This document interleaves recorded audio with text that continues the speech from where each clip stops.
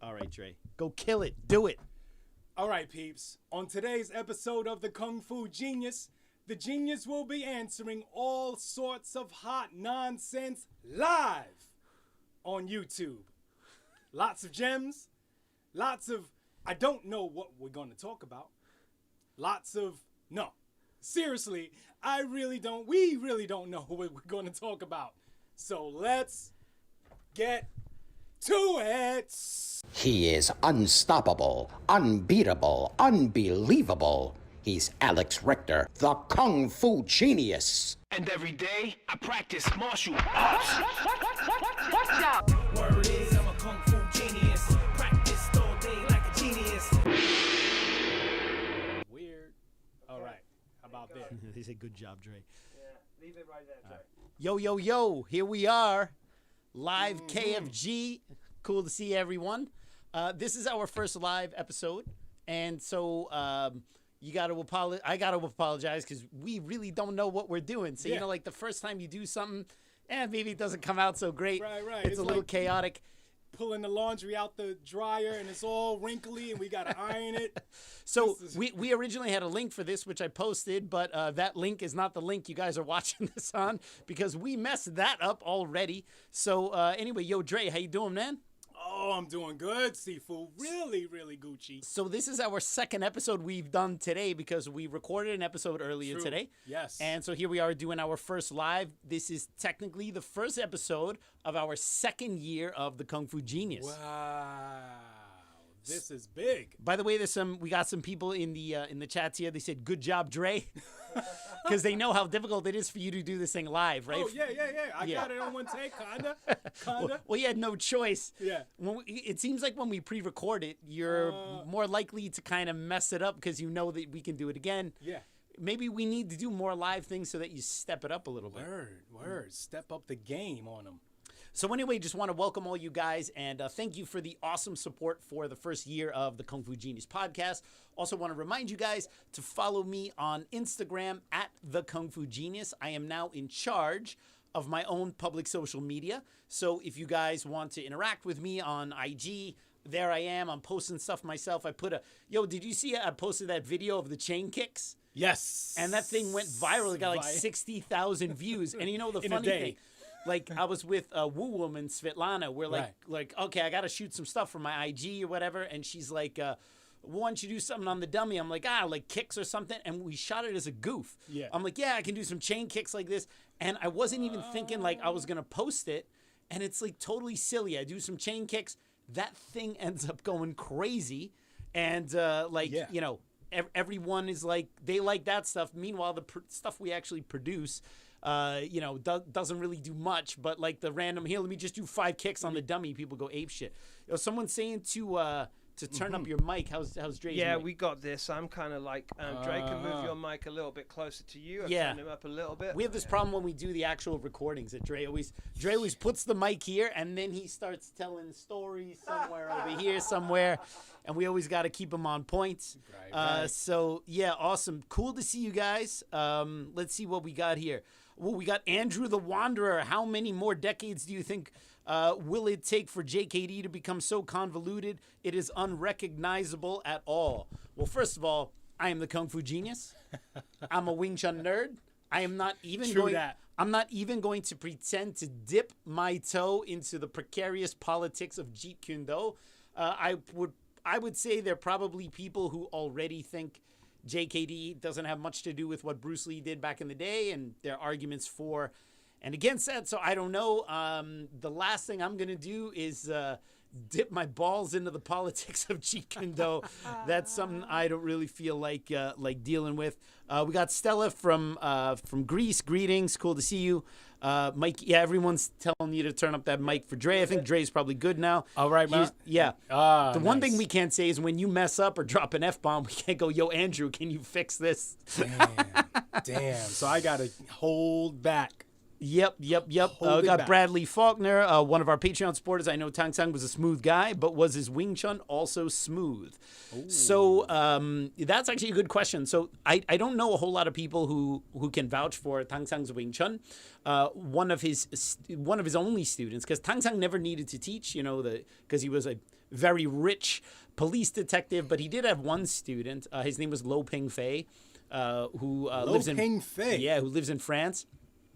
He learned first from Tan, one of Sifu Yipman's students, and then later he became a private student of Tang Sang, perhaps Tang Sang's only student. And he said that he was very good, had very good forward pressure. My Sifu said that Tang Sang had very good forward pressure and he was very powerful on the dummy. But who knows? I mean, how smooth was he? The world may never know. But that's a good question. Oh, we got a super chat. Mo Howard in the house. Hey. Yeah. KFG and gang, my question, what weapons was Bruce Lee officially trained other than nunchuku, fencing, and kali stick fighting? Officially trained? That's a good question. So there is that photo of Bruce Lee holding a long pole when he was a teenager. So a lot of people have speculated, he's holding it kind of in a Wing Chun way, holding the pole at the end, because the Wing Chun long pole is not like a staff. You don't use both sides of it. You use one side, right? Pole, it's basically a very long pool cue, right? Yeah. And you only hit with the one end, so it's a lot more like a spear than like a traditional staff or something like that, right? Mm-hmm. And for that reason, it's called a dan tao guan. Dan tao means single-headed pole. Dan tao guan. Dan like dan chi, single arm chi sao. Right, so dan means single, right? So dan tao is head. Dan tao guan is a single-headed pole. So you only use the one end of it, right? But when you have those shorter staffs where you can hit with both sides, those are normally called seung tao guan. Seung means double, like seung chi sao, double arm chi sao. Seung is double. So there's a photo of Bruce Lee holding a pole like a dan tao guan.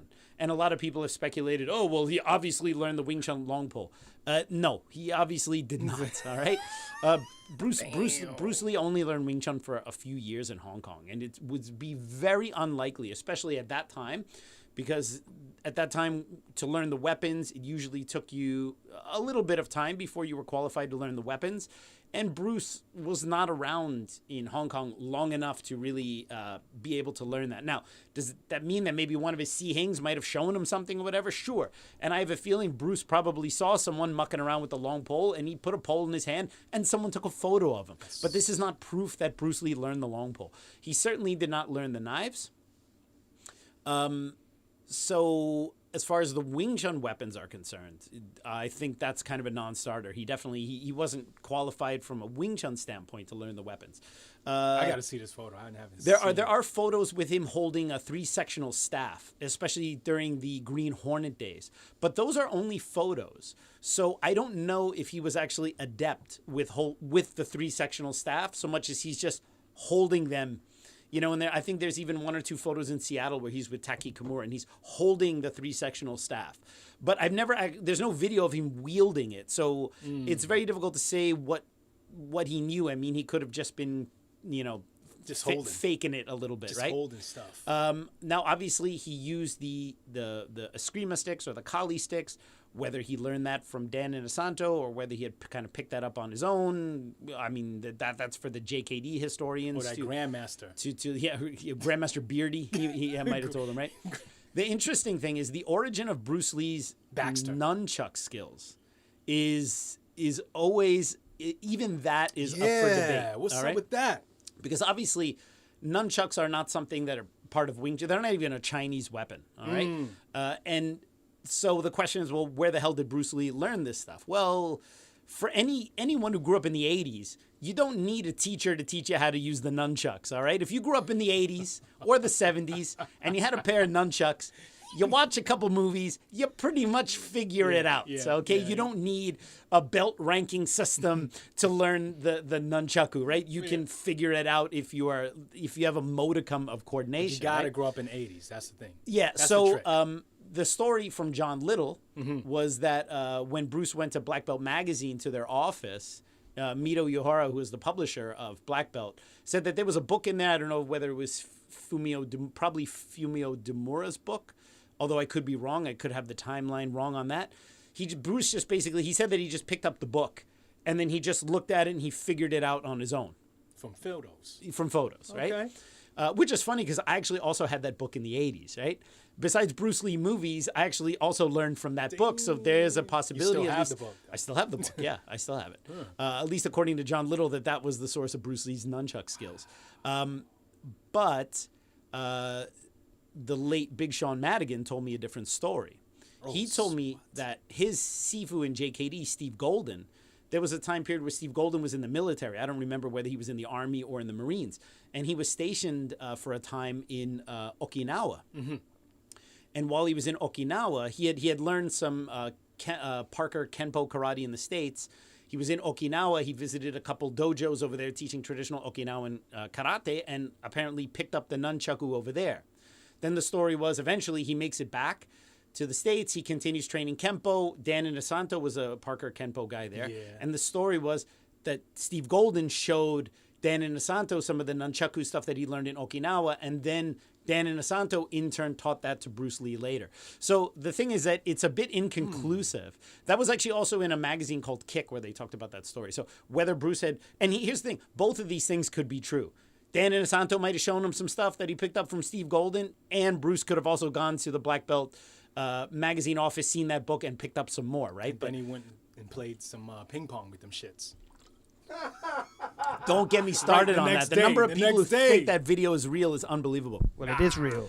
So anyway, so I really think that's it. When Bruce uses the staff and Enter the Dragon and Way the Dragon, these are real simple things. Mm-hmm. You know, people sometimes go, oh, the guy had the weapon in his hand. Obviously, he must have picked it up somewhere. No, I mean, he's just doing some basic stuff. This is not difficult to figure out if you have a little time to do the choreography. But yeah, awesome question. Yeah, we got a lot of donations. I love it. The Panda. We got next, right? Oh, we got the Panda next. Yeah, secret. yeah. What is the secret of the 8-ring rattan? What is the secret? I think people like to clown me on this because I've written like 2 or 3 articles for Wing Chun Illustrated going like, yo, this is a bunch of bullshit. Yeah. And in my my latest book, my Wooden Dummy book, I actually talk about, in the editorial, I go, put that frickin' stupid rattan ring away, all right? The problem with Kung Fu people is they love all this gimmicky shit. Yip all right? got some rattans up in. No, those aren't rattan rings. Those are metal wrist rings. We're talking. My God, Dre, your ability to conflate everything into one globulous story where all the details are the same. It's a skill. It's unbelievable, right? I work on this skill. You do not discern any story I've ever told you from any other story I've ever told you. Gumbo. All right? It's all story gumbo. It's story gumbo, right? No, the rattan ring is about this big. It's a circular ring, and you put it around your wrists, and then you can do all these different movements. So some Wing Chun people they like to do Kao Pek and Bong Wu and Kwon and Gan and all this kind of stuff. I bought the rattan ring video, Randy Williams' rattan ring video, in when I was a teenager, because I was like, oh man, this shit looks cool, because I was a teenager. That's the shit that looks cool when you're a teenager, man, Randy Williams. Okay. And so I got the video, and I bought the rattan ring at the martial arts store in Seattle, Chinatown.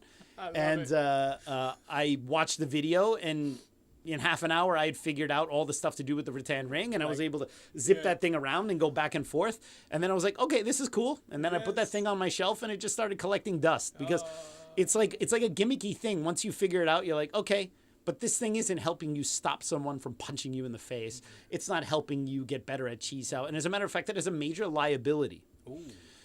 In order to hold the ring, you have to press out, which means in Wing Chun, your pressure is supposed to go forward towards your opponent. So the ring is literally teaching you to press in the wrong direction. Damn it, all dude. right? So it looks cool. Damn rings. People get excited about it. But the rattan ring is not really something like, if you were stranded on an island with only one piece of equipment, all right? I would say bring a wall bag. Don't bring a stupid ass rattan ring, right? And yes, there's some nunchucks. Or some nunchucks. There's a photo of Grandmaster Yip Man with a couple of the metal rings on his wrists. That's commonly used in Hong Kun for developing power and all that kind of stuff, especially in Titsun Kun in the iron wire form and stuff. But that was just one photo shoot he did with Bruce Lee where he did that. And I think it was kind of a goof. I think people have looked too into that. Also, I wouldn't recommend putting rings on your wrists while you're doing something like the Siunam Tao, because the power is supposed to come from your elbow. Mm-hmm. And if you put the weight on the wrists, you have to kind of hold it up with your shoulder, and it forces you to exert power in the wrong place. It should be the elbow. It shouldn't be the wrist. So anyway, Kung Fu Karate Killer. All right. Let's see. Mind your P's and Q's. Dryson. I'm in. Whoops. Dryson's not here, no? Yeah, Dryson's not here. That was Garret Tansel, another one of our Patreon supporters. Yes. So here I we hear go. Dryson's a Patreon supporter, though. Dryson is not a Patreon supporter. I just checked. There's no Dryson on Patreon. Yeah. And if there was, I don't give a crap how much money he was donating. I'd kick him out just for the amount of time he's wasted on the podcast. All right? This dude is killing me. This dude is absolutely killing me. Love this all Dryson right? guy, man. All right, what else we got here? Boom. Let's see. We're scrolling. Oh, Cornish Chippy wants to know any remedies for my back. So I am not the back genius, but I have had back problems because I am 40-something years old. I'm not a spring chicken. I have had back I do spasms know your and stuff remedy, like though. that. Yeah. I remember you telling me this. What's my remedy? What do you work that ass? work that, build that ass muscle. That's right. Yeah, that's right. So look, I remember. don't know exactly why Cornish Chippy has a back problem. Okay. All right. And so I'm not here to diagnose or tell you what to do. You talk to a doctor. Dude, I didn't even go to college, all right? If you're taking medical advice from the Kung Fu genius, you need a psychologist, a trained one that actually went to school. True. But in my experience, oftentimes lower back issues are normally, your ass can be a little weak, right? Maybe you're not training your glutes enough. And so your lower back tends to take up the slack when your glutes are not strong enough. Mm-hmm. So I started training my ass like a maniac. And that made all the difference in the world. But of course, if you have lower back problems and you have those spasms, mm-hmm. you got to let that ride out first before you get back to training. So I remember you broke down the science why that happens. Can That's you break right. that down for me? I'm not going to break down any science. I mean, you got a weak lower back. It's because your ass. If you got a weak, you talk about the kinetic chain. Yes, kinetic you chain. got weak elbows because of your wrist. Again, this is from what I say to what Dre understands is a cavernous gap, right? The Unbelievable. Interpretation skills. If you're having back problems, I feel bad for you, son. That's right. But Steve Strutt, loving the wooden dummy book, top job. Well, thank you so much. Also, thank everyone for buying the wooden dummy book. Where that thing is selling out like crazy. Mm-hmm. Crazy orders from Europe. I mean, we have more orders going out to Europe now, I think, than we even have here in the States. Mm-hmm. And so, yeah, I mean, I put my heart and soul into the wooden dummy book because Big Sean Madigan wrote the forward for it. And, you know, it's also dedicated to Sifu Elman Leung. So I didn't want the book to suck because those are two very important people for me. Okay. So I put my heart and soul into that book, and it's a big, thick book. That book has as it should be. It's thick, man. Yeah. It's nice. Thicker than a who? Thicker than a Snicker. Yeah. There you go. Yeah. So if you guys have not ordered my wooden dummy book, what's wrong with you? cdwt.com/shop. Yeah. So yeah, thank you. Love getting the feedback for that. Scott Dillingham received my wooden dummy book. Amazing job, Sifu Alex. Thank you so much. I got a question here. What's up? Chris Beery or Beardy? No, Beery. Beret. Yeah, from Ohio, from the Ohio school. Yeah. What would be included in your perfect training playlist? Music. Ha ha. Ooh. You're so girl. Well, it depends on the mood. Mm-hmm. All right. So sometimes I can go modern, like, you know, kind of like what's cool now into hip hops, what the young kids is listening to. The Wu-Tang Clan. Well, no. I said what the new kids are listening to. We're old people listening to Wu-Tang Clan, right? You're right. Sometimes we do Wu-Tang Clan. I think I'm young sometimes, though. Yeah. I got news for you. All right? I got news for I've seen your playlist. No news. Oh, yeah. You're right. There is one playlist that I love working out to. What's that? It is the Hong Kong playlist on Spotify. So the Hong Kong playlist is a playlist that Dre put together when we went to Hong Kong, and it is a bunch of old school jams, 70s, 80s, a little bit of 90s here and there, old school, Kool and the Gang, all sorts of stuff on there, right? Yeah, and that is one of my favorite playlists because it reminds me of my childhood, and the music's really great. It does have my ex Janet Jackson on there, which kind of messes me up a little bit. You know she came out with a documentary recently. Take it easy, all right? This we're not talking about Janet. She did kind of. Did you see it? She Dude. did kind of mention you in it. take it easy, all right? We're not mentioning indirectly, though. My bad. I can't help mentioning her. So anyway, if you guys go on Spotify, you might be, because I think your playlist is public. You can find the Hong Kong I think you wrote it Hong Kong as one word. Hong Kong, one word, all caps. All caps, yeah. That is Dre's playlist. It's one of my favorite playlists to work out to. Good looking out. Awesome. So what else we got here? Bruce learned the bamboo stick, game of death. Yes, he taught himself the traditional bamboo stick. What else we got here? Correlation doesn't equal causation. Great work in explaining the differences. All right, awesome. Thank you. Hello from Switzerland. Well, let's give a couple shout outs to people before we go to the question. Like, there are a lot of people right now. I want to give everyone a shout out. Hello from Switzerland. Switzerland in the house. Yes. Oh, we got Andrew the Wanderer saying Beardy. Yo, man. So we've threatened it, but I think in this new year, in this new season of KFG, in addition to the long format podcast where we have the hour-long podcast, I think we should do some more. We should do short content, like 10-minute videos. I think we need to do regular reaction videos to be whatever bullshit Beardy's putting up there. Great. Yeah, because I think that's great. Grandmaster Beardy. Hey, peeps, we're doing it live. Hey, pretty fly for a Filipino guy is our man Lenny. We're doing it live, all right? F it. I can't Just say like Bill anything. O'Reilly. We're doing it live. What do you mean, take me out? All right, here we go. Filipino guy. Oh, we got another super chat. We got Andrew Griffin. Okay. Do you see that one there in yellow? I do, but I got a question right before, Andy. All right, go ahead. It's Anton Rasha. Yeah. All right. Hi, Mr. Kung Fu Genius. What do you think about the martial arts skills of Brandon Lee? What do I think about the martial arts skills of Brandon Lee? Okay. Well, we haven't really seen that much of it. Brandon's interesting. I mean, because I've talked about this on the podcast before. Can you imagine Bruce Lee's your father, and then he dies when you're like, what, 9 years old? Can you imagine the bullshit he's had to deal with growing up? Like, people are like, oh, you're Bruce Lee's son. Just probably watch out for you. Yeah. You know, the 80th time you hear that joke in a week, you probably just want to kill someone, right? Yeah. So I know that there was a nuts. time period, I believe, that Brandon resented being his father's son for a little bit. 'Cause you can imagine those are pretty tough shoes to fill. Everyone's looking at you like you got to be something like what your dad was, and like, oh, your dad was Bruce Lee. Good luck with that, right? So, but I know that as he got a little bit older, he started to kind of appreciate what his father had done, and he started to learn from Dan and Asanto, and he started to become a martial artist in his own right. In Rapid Fire, you can see him do some Wing Chun stuff. You can see him do a bunch of stuff. I think there was a lot of potential there.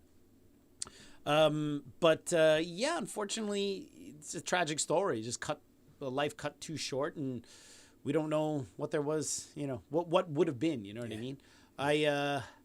The first time I went to Bruce Lee's grave was shortly after Brandon Lee passed away. Oh, so it was, and they still didn't have the big gravestone like they have for him now. They just had a little plot in the ground because originally the spot next to Bruce Lee, Linda held for herself because she didn't expect her son to pass away. So I remember that, and I saw The Crow once. I saw it in the movie theater, and I couldn't see it again. Wow. Because he died while making that movie, and I went to the movie theater. I saw it. And it was tough as a Bruce Lee fan to watch that. And I saw it in the theaters. It was, 93? I never saw that movie again. I don't think I can actually sit through that movie. So, yeah, unfortunately. So let's go to this next question here. Okay. Andrew Griffin. I'm scrolling. My bad. All right. Thanks for the donation. Yeah, appreciate it. Appreciate all the super chats. You know what's my favorite nation in the world? Donation. Love your stuff in the past year. Thank you. Would you consider getting John Little back in a third time to discuss the BL films? In his words, and a warrior's journey? Yeah, I would love to. And John and I, we have, since he did our podcast, we now communicate regularly. When the drug letters came out, the drug letters came out like literally right after I did that interview. As a matter of fact, I think my drug letters video came out just before my second interview with John Little, but we had already recorded that interview before the drug letters, right? And so I had to put a disclaimer at the beginning of the John Little like interview, which was, we recorded this before the drug letters. And still the number of comments like, yeah, how come you didn't ask him about the drug letters? And it's like, you freaking dopes. All right. And so, so I would love to have John back on. I have tons of stuff to talk to John about. Okay. I would love to have John back on. So I'll talk to him. John's episodes are some of the most watched on this channel. I am going to have Steve Kerridge on at some point, who's another Bruce Lee historian, who can talk about Bruce Lee's time in Hong Kong. He knows, like, the dates, these photos, this photo, like, really, really interesting stuff. So I want to have him on. Backstories of all these good photos. Absolutely, absolutely. Okay. So definitely we'll look to get him back on. We got another super chat here. Starscream 7777. Starscream. Sounds like Transformers. I guess. Transformers. Transformers. Robots All right. in disguise. All right. Okay, here we go, yo. Thanks for the donation. We appreciate it. Okay, shout out to Starscream 7777. That's what's up. All right. On YouTube, there is a vid of Bob Wall talking to Joe Louis, making fun of Bruce Lee and him sparring. Why does Bob Wall shit on Bruce? So I don't know Bob Wall personally. All right. We getting spicy today. That question is a spicy meatball. Yes. Look, when it comes to the comments that people who knew Bruce Lee have made over the course of the years, you have to average them out over the span of that time. So let's say someone like Bob Wall has made 30 public comments about Bruce Lee since Bruce Lee's death. Okay. You have to look at like the average of what he says and not look at like the one time when he went a little off the rails. I mean, damn. He does tend to wear hair pieces and stuff like that, so that I love hair pieces. Yeah. I know you do too. So you got to kind of look at him and go like, all right, yeah. I don't think everything about what's going on in his life he's happy about. So he's probably suffering a little bit. He was in jail for committing fraud for a bit. And, you know, Bob Wall tries to charge a lot of money for public appearances and ends up renegotiating for way, way, way less. I don't think Bob Wall is in a good place in his life. All right? Okay. All right. And people who are not in a good place in their lives tend to not always say great stuff. But if you look at Bob Wall on the average of what he said, it's been pretty positive on the whole. So who cares? So he really likes Bruce. Yeah, who Okay. cares? All Also, who cares? Seriously, who cares? All right? Oh, God, Bob Wall said something bad about Bruce Lee. Let's change our opinion about Bruce Lee. Excuse me while I whip this out.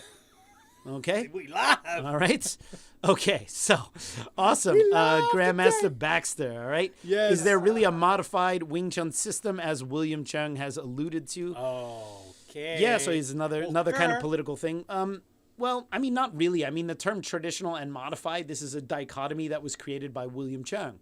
Nowhere outside of William Chung's worldview or his lineage do the terms modified and traditional exist to describe Wing Chun. Not to sound biblical, but in the beginning, there was only Wing Chun. And putting names to it, this is a Guangzhou Wing Chun, Yip Man Wing Chun, internal Wing Chun, modified Wing Chun, mindful Wing Chun, or whatever. I mean, these are these appendages that have been added to the term Wing Chun. These are things that have been created for marketing. These are things that have been created by specific lineages or whatever. But there's really just Wing Chun. And Wing Chun is taught in different flavors. Okay. But when William Chung came out on the scene, he wanted to differentiate what he did from everyone else. So he created this dichotomy of traditional Wing Chun being what he does, and then branding everything all the other Yip Man students do as modified. And so he was using language to devalue, in my opinion, what other people were doing. And so, but this dichotomy only exists in his worldview. No one outside of his lineage uses these terms to describe Wing Chun. All right, I don't call his Wing Chun traditional Wing Chun. I say William Chung's Wing Chun because that's what it is, right? And I don't call someone else's Wing Chun. I say this is Wong Sun Leung's Wing Chun, right? This is so-and-so's Wing Chun. It's the Wing Chun that they teach. Okay. And I think people should put their own name to what they do rather than trying to stigmatize what other people are doing. All right. Our Wing Chun is good for fighting, meaning the other Wing Chun is not good for fighting, right? There's no need. The name you come up with your Wing Chun doesn't need to stigmatize other Wing Chun. All right. So I think using your name is better. Mm-hmm. So that's my opinion on that. Yeah. All right. I got a comment from Stella Stavropoulos. All right, there we go. I said it right, but I have a rattan ring in the bathroom holding the towel. So we have a use for it. Yes. There you go. We have found a use for the rattan ring. Yes. Yes. Why? Wait, Andrew the Wanderer. Why does that ring sound like a bad sex toy? Why a bad sex toy, not a good sex toy? Not a good sex toy. Sounds like a great sex toy. Yeah, it sounds All right. Why do some schools seem to go slowly, shield techniques, not show, and want you to pay tuition into perpetuity? Some schools are more traditional, and some schools teach in that more traditional way. The speed at which you learn things, in reality, should be up to the student's proficiency and their hard work. All right. So on one hand, there are schools that drag out how long it takes to learn something. Mm-hmm. On the other hand, there's schools that do the exact opposite. And in the end of 6 months, crash course, you're already learning the wooden dummy, having gone through Sunam Tau Chumkyu Buji in that time. And you, as the RZA said, cannot fight your way out of a wet paper bag with scissors in your hands. But you can do forms. I heard Donnie Yen learned wooden dummy in like 9 months. I'm sure. So the thing is that we can stigmatize schools that take a long time to teach stuff. Yeah. But how about students who just learn the Sunam Tau choreography, can't really do it well, but because they can go through the form from A to Z, think they're already qualified to learn the Chumkyu when they haven't even put any sweat equity in actually getting good at the Sunam Tau or mastering those techniques. So the thing goes both ways, in my opinion. Damn. Yo, soul brother number 1. Hello, Sifu and Kuru. Panda is not a doctor either, but try planks. I nearly pissed myself with laughter. Hypothetical, Sean Barker. Could you defeat a youthful 20-year-old version of yourself, less skill but more vitality? I could beat the shit out of the 20-year-old version of me. I would beat the shit out of that kid. All right? What? No problem. I would beat the shit out of that kid. All right? One, also because I know everything he knows. He doesn't know everything I know. But I'd beat the shit out of that kid. All right? Yep. I got 99 prompts, but an 8-ring rattan 8-1. Tim Rodriguez, I got my wooden dummy book. Thanks much, Sigong. Yes. Cornish Chippy got my wooden dummy book. It's effing awesome thick as a whale omelet. I want a whale. No, you can't eat a whale omelet. Yeah, that doesn't work. Bombs Over Baghdad, Outcast. I get for playlist stuff, right? Steve Richardson, I got my wooden dummy book. Love it. Thank you so much. Gangnam Style. We think we young sometimes. I think that we're talking about you when you said you thought you were young. Yeah. I agree. Robert S. Hey, Sifu Alex. Love your wooden dummy book. Great job. Thank you so much. I got Blam Blam. Dre, get on that Japanese funk. Get on that There's a thing? Japanese funk? I'm sure there is. I have to.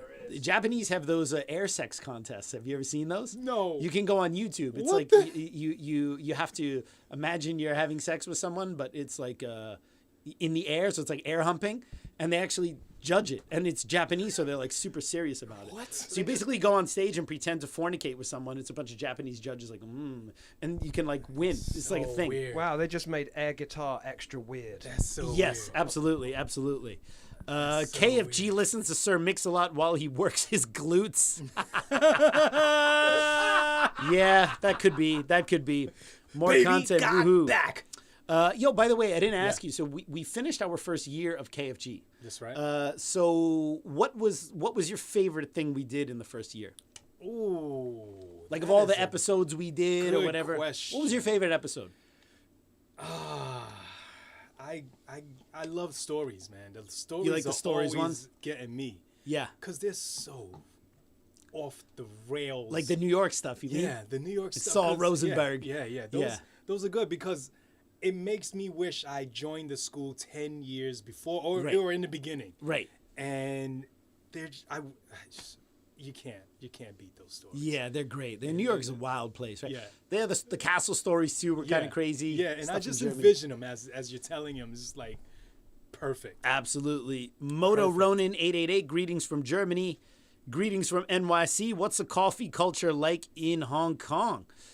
Yeah, lots of coffee and lots of coffee shops. There's coffee culture. Oh yeah, there's coffee culture everywhere. They have lots of like little local, like Hong Kong has lots of trendy, cool stuff like any major city. But they also have this super, like low key, trendy coffee place. They have it everywhere. It's called Starbucks. It's amazing.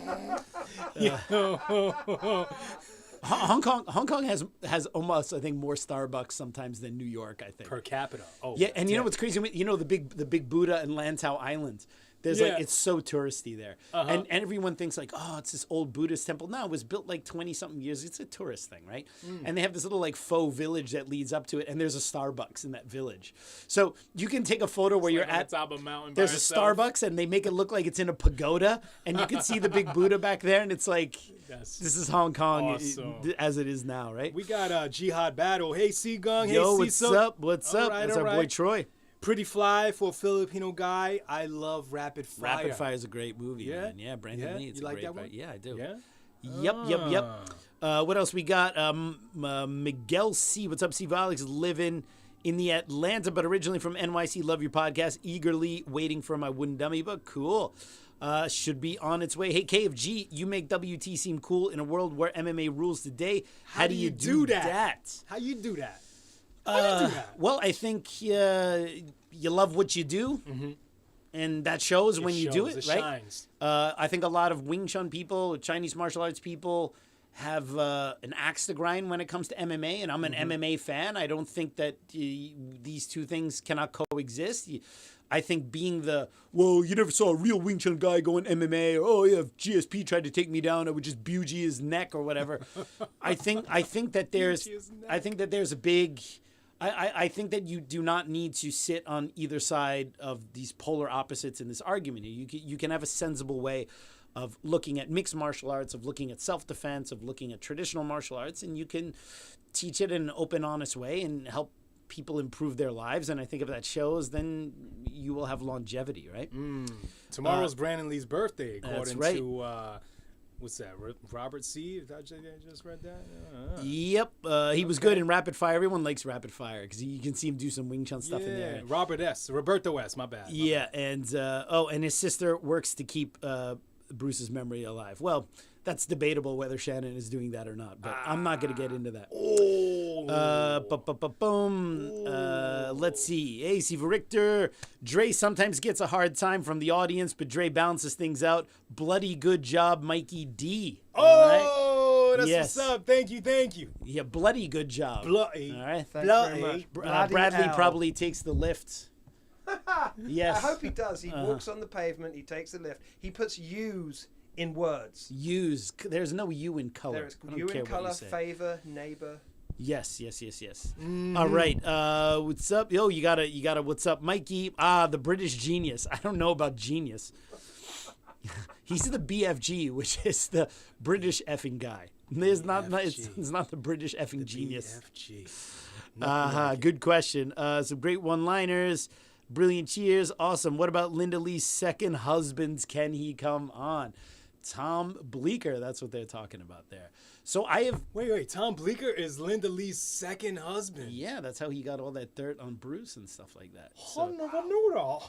So Did you know that, Mike? I didn't actually know that. No, he didn't know that. He's just a sound guy, man. Take it love easy. this podcast because I'm learning all types of You're learning all jazz. sorts of stuff. Yeah, so Tom Bleecker married Linda, I believe in the late 80s. They were working together on a book because he's a writer. And so they were working together on a book called Bruce Lee, and then they fell in love and they got married and they divorced, from what I understood, relatively quickly. And shortly after that, Linda went on to be part of the Dragon, the Bruce Lee story, and Tom was not part of that. So he obviously had access to documents and things like that about Bruce Lee during his time with Linda, and he wrote this scathing book called Unsettled Matters, where he talked a lot about, well, I mean, for me, the most interesting thing about that is they talk a lot about what happened to the estate afterwards and all these kind of things, because that stuff that was like the first time that stuff was ever talked about. Okay. Some of his stuff about the cortisone use or whatever, I'm not so sure about. but especially now in light with the drug letters and everything like that. So I have talked to Tom, and who knows? Maybe he'll come on the podcast. I don't know. I would love to have him on the podcast. That would be lit. Be super interesting, man. Garret T dropping $4.99 and not even giving us a super chat. Thank you so much. Or not even asking us anything. Appreciate it. Yeah, thank you. That throat clearing was telling. I don't remember. There was some throat clearing going on somewhere. San Bruno, thank you, Sifu. Boom. All right. Message was retracted. All right. Golden silence. Message retracted. Good. I'm sure it was good. All right. Good looking out, pretty fly. Yeah. Have you watched the videos from Tom Bleecker? So everyone's asking me about the Tom Bleecker stuff. I watched one or two of them really quick. Most of the stuff that Tom Bleecker's putting in his videos are obviously mirroring stuff that he's talked about before. And I have been emailing with him back and forth a couple times. So we'll see if we get him on the podcast. Bruce Lee, interviewing people about Bruce Lee seems to be something that does really well on this podcast. Let's see what else we got. I forgot to put my question. Whoops. Oh, there we go. Garrett's question. Question for KFG and for the TFG. Oh, God. Someone's going to ask you a question.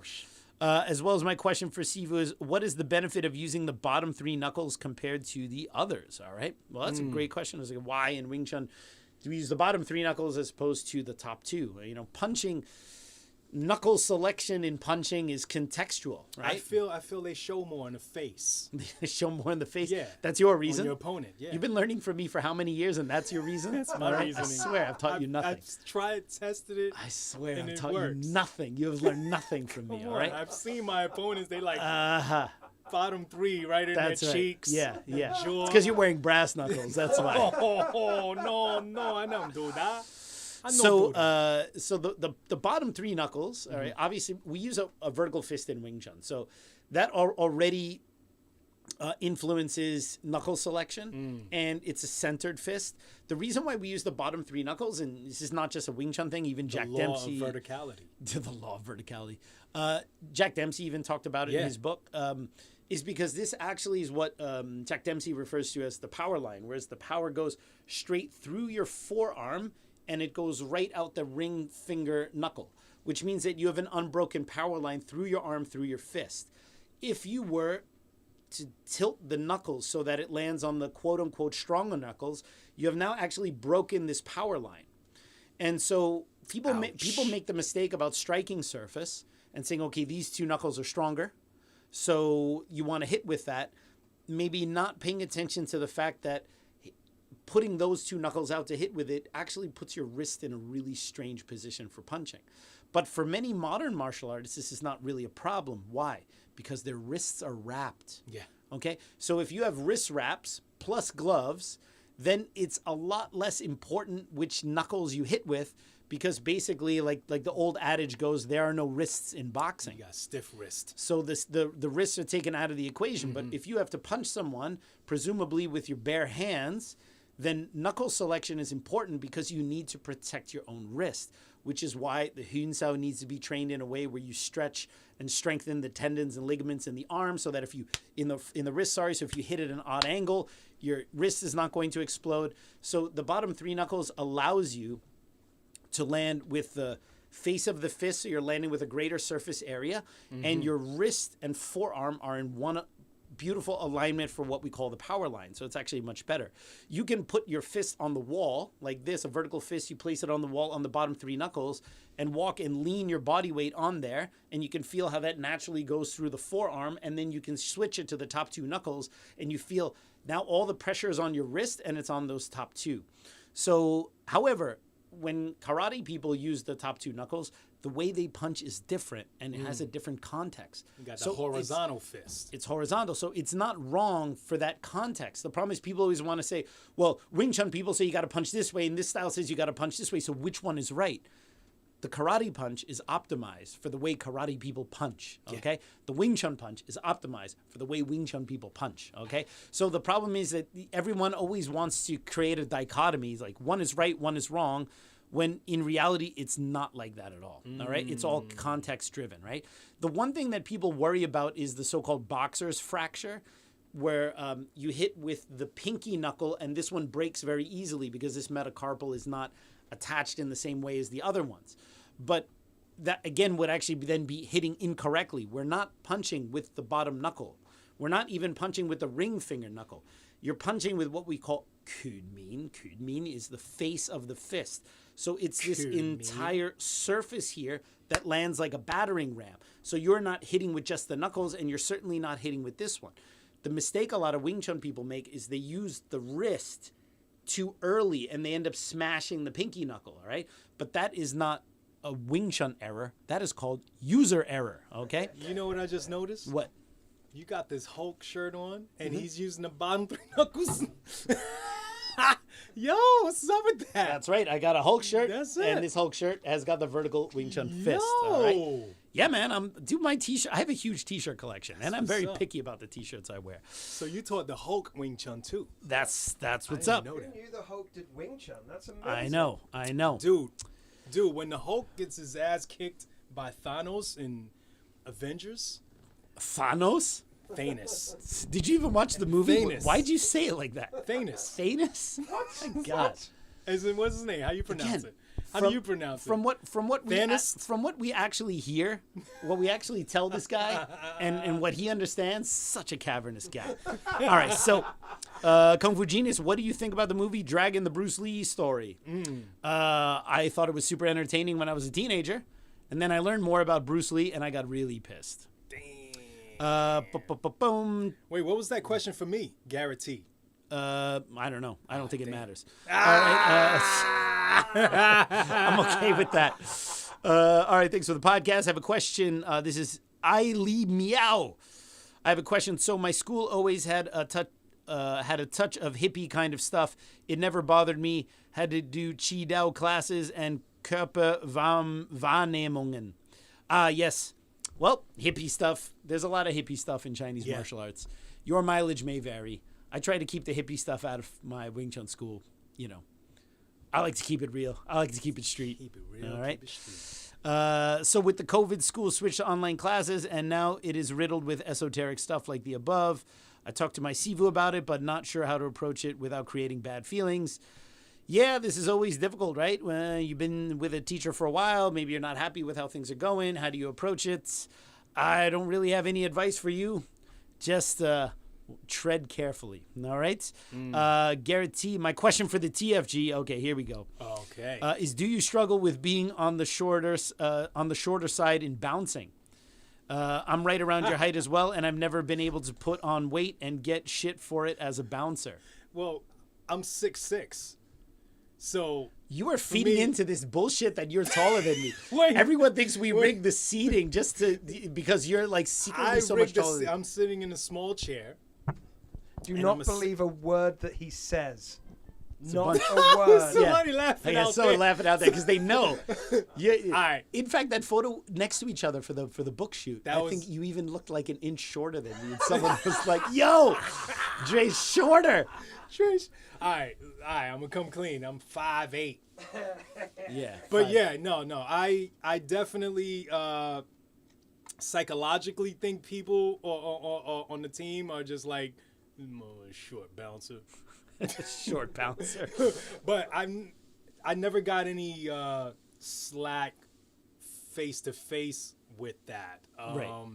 I think it's more Well, I think opposite. I think people see a short guy working as a bouncer and they go, "Yo, what's what's this guy? this What does this dude's- guy know? Yeah, what does this Why guy is know? he- Yeah, why is he he here? must be nuts. Yeah, he must be crazy. Right. Yeah. I Yeah, think probably. that's, yeah. I've seen a lot of bouncers my height, and for the most part, they're pretty nuts. Ah. Yeah. Steve Schrott, what is the benefit of the super slow third set in Siunam Tao? Focus on elbow power, among other things. One, it slows down the pace of the form, forces you to stay in the stance longer, which has a strength training benefit. It's laborious and difficult, so there's a concentration aspect. There's an aspect of Taosam, fighting heart. When you do something slow and laborious, you're going to want to quit. You're going to want to speed up. You're love gonna wanna not- luxurious. I said laborious. All right, not luxurious. I thought you said luxurious and What's difficult. luxurious about training the Siunam Tao form? So obviously there's a focus on the elbow. You slow the pace down. You're able to. I'm trying to teach Wing Chun here, and I'm failing. Yeah, well, it slows the pace down. There's a focus on the elbow. It's a little bit difficult, so there's some mental aspects to carrying that out. So yeah, and but all the different lineages might have slightly different reasons for that. Boom. All right, what else we got? Power play. You must mean Tom Bleecker. Yeah, he knew Bruce. I suppose so.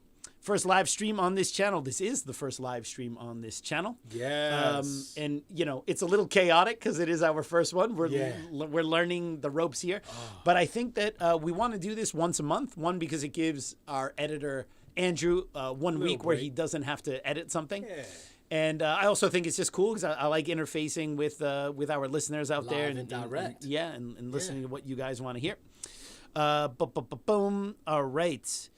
Rattan, Bren Kwando, our boy. Rattan is great for holding towels. Our boy Brendan Stewart, who is the photographer of the Wooden Dummy book. Shout out to Bren Kwando in the chats. Yeah, shout out Bren. Rattan is great, but I still think you should use like metal or plastic. I mean, rattan will get kind of soggy after a while. Boom. Swallowing. All right, pretty fly for a Filipino guy. Thanks for dropping 1999 right there. That's Look what's at that. up. That we got a is party what's like up. it's 1990. I wish I had the music right now. That's right. Oh, The right now copyright. for We the can't brief- do that because of copyright. can't. For the briefest second, you sounded like we were doing a telethon. there. That's right. That's right. Or like the way most Wing Chun people practice, they're partying like it's 1899. So, all right. Roberto S., congrats on being in the Eureka video release of Prodigal Son and Warriors 2. Oh, yes, What do you congrats. say in the video, and what do you know if this video is available in a U.S. format? Yeah, so Eureka Films has just released Prodigal Son and Warriors 2. It's a 2-disc set. Obviously, 2 films about Wing Chun. And I'm in the DVD extras, I think, on the Prodigal Son one. And all I do, it says here, I talk a little bit about Wing Chun, what it is. I do a very brief demonstration. I think it's probably like 3 minutes long. I don't even think it's longer than that. No, it's the European region of the DVD, which some people complain about, but it's like, yo, a region-free DVD player on Amazon costs like $50. All right, just get a region-free player. All right, you get a region-free player. You can literally play anything. Then you don't have to worry about a U.S. format or whatever. Just get a freaking region-free player. do it. It's like $50. You all can right? actually Google and find out how to crack DVD players. Yeah, this It's is really not easy. this is not a problem at all. This is not a problem at all. That's my style. Oh, yeah, don't forget to hit the like, guys. If you're watching this live chat, don't forget to like this, share it, all that kind of stuff. And let us know what kind of things you want us to do on future live chats, because this is a new format for us. That's right. I'm more than happy to take a topic all the way through, but I kind of like talking with everyone and seeing what they got to say there. Yeah. No, Bob Wall. He was in the Bruce movie Enter the Dragon. Thanks for that. Did you know Bob Wall was in Enter the Dragon? Someone might have like said something. Oh, else okay, about okay, Bob Wall right before that. all right, okay. I was like, all right. Who's Bob Wall? Thanks. All right. Yeah. Boom. Still waiting for part 2 on the Bruce Lee phone conversations with Ben Block. That's right. We didn't finish the Alex Ben Block one, and I think there's like 2 minutes left on that too. I don't know. We're gonna do a whole episode of 2 minutes left on that conversation. Yeah, all right. yeah, Maybe that'd be a we'll finish it in an AMA. Angry Short emoji. as well. Larry Moore, love your show. Thank you so much. Boom. Good looking out. Michael Lempicki, since you take BJJ to expand your martial arts, have you tried Muay Thai? I've been doing it for 1.5 years now, and I love it. I did some Muay Thai on and off when I would go to Hong Kong in the early days when I was practicing Wing Chun. Okay. When I was still in the IWTA, there was a Thai boxing gym there on what is the name of the road there? It's very close to Kimberley Street in Chim Cha Choi. And it's a very, very cool little Thai boxing gym. The Pak Wing Hung, I think is the name of.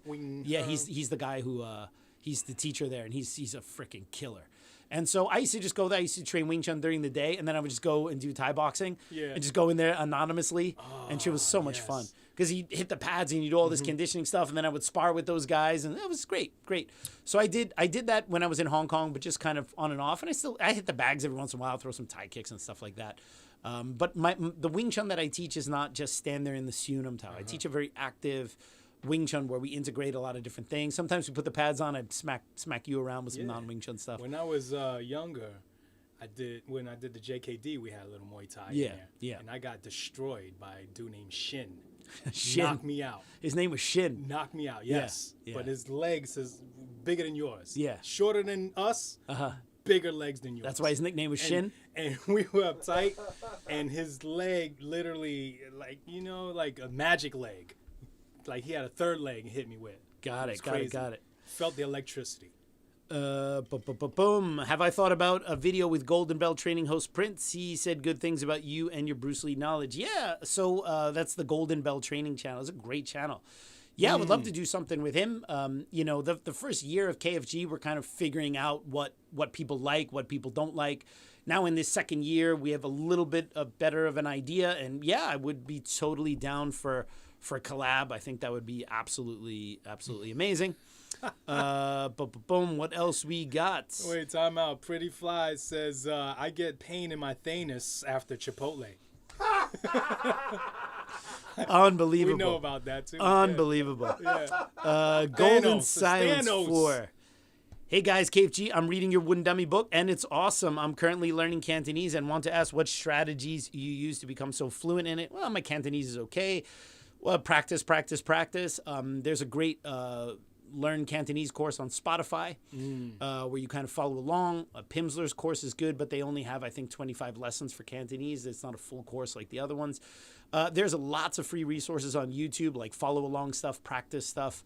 One of the easiest things to do is to watch children's cartoons because what they say is kind of basic.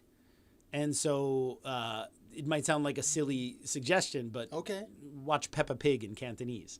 And if you don't know what they're saying, watch, because the episodes of Peppa Pig are like a few minutes long. What? So you go and you watch it in English and then just watch the same episode in Cantonese and just listen to what they say because it's very conversational and very basic. And you want to start with that. We learn to speak by learning to speak like kids first. Yeah. And then you start to improve the way, or at least most people do. Huh? Where'd you learn that trick? I made a lot of mistakes in my life, and I eventually figured stuff out. Peppa Pig helped Peppa Pig helped me through, right? Shout out to Peppa Pig. Yes. All right. What rumor about Bruce Lee do you wish was true but probably isn't? That he drank cow's blood all the time. All right. I really wish that was true. What? I'm so disappointed that that's not true. Chicken and water. Sean Barker, rock climbing is good for hand conditioning. Probably best thing out there. Absolutely. Rock climbing is awesome. So are also pull-ups where you use, instead of just going on the pull-up bar, for example, like jiu-jitsu guys will take their gis, like their gi tops, because they're very rugged, and then you just put the gi top over the pull-up bar and use that to pull yourself up, so you have to train the strength this way here. So sometimes grabbing onto stuff that's not stable, like a handle, is also really good for grip strength. Steve Richardson, great discussion. Read the bottom three knuckles of Powerline. Bleecker, isn't he from Sesame Street? Beaker. That's Beaker. Yeah, it's Bleecker. And that's not Sesame Street, that's Muppets. All right, meet. KFG knows what he's talking about the punching knowledge is the bomb. Thank you, I appreciate it. Boom. Aha. So Michael Lempicki. So thanks for the super chat, $5. It's the same question that he asked earlier. Definitely appreciate you contributing to the podcast. Yeah. So I gave you my Muay Thai answer there. I hope you like that. Flash in the house. Hello, guys. Man, there's some crazy stuff here. Boom. All right, we're gonna wrap it up here in the next few minutes. So if you guys, we got to wrap it up because it's only an hour.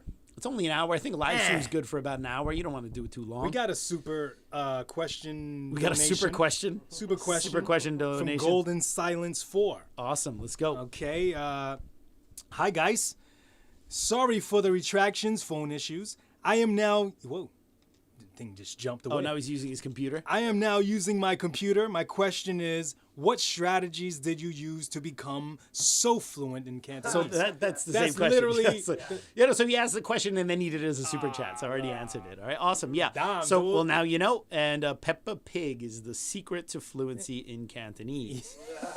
All right. And don't you forget where you learned it. Yes. All right. Oh, we got one in German. All right. Hallo, ich verwirre mal die andere, indem ich Deutsch schreibe. So he's confusing everyone or making everyone crazy in that he's writing German. Deine Videos, Podcasts sind sehr unterhaltsam, informativ und guck die sehr gern. Große Lob. Hey, thank you very much. Sorry, my reading German is a little rusty these days. Basically, giving us an awesome shout out for the podcast and the videos and stuff. But he said, get rid of that Dre dude. Yo, he said that. It's right there. Just like Dre says, it's literally right there. It's in German. No, all I right? don't believe it. Shout out for the upcoming Wing Chun Illustrated article. Yeah, I got another article coming in there. No, all jokes aside, he said, big compliment to you and the English guy. All right? Good looking out. Good looking out. What's his name? Mike Aleftau. Aleftau. All right, cool. All right, let's wrap it up here. Wait, time out. Is there a Dre Ison No, comment? there's no Dre Ison. Get Dre Ison out of here. He isn't even in here to get I was out of looking here. through the scroll. I thought I saw it. You did not. Nah, I thought I saw it. I thought I saw it. I don't say. I lost Austin it. Garber, my minimal linguistic training is in Mandarin instead of Cantonese, so 新年快乐, 新年快乐 in Cantonese. Happy New Year. That's lit. Excellent. Yes. You really know that Cantonese. Well, yeah. 新年快乐 is Mandarin, and then in Cantonese, 新年快乐. But normally in Cantonese you say 恭喜發財, because in Cantonese 新年快樂 sounds a little weird because 樂, which means like happiness, but it can also mean to fall. So in Cantonese it sounds like maybe your year is gonna fall down. And so they tend to not say that one as often. 2020? Yeah. And hey, this year is just 2022.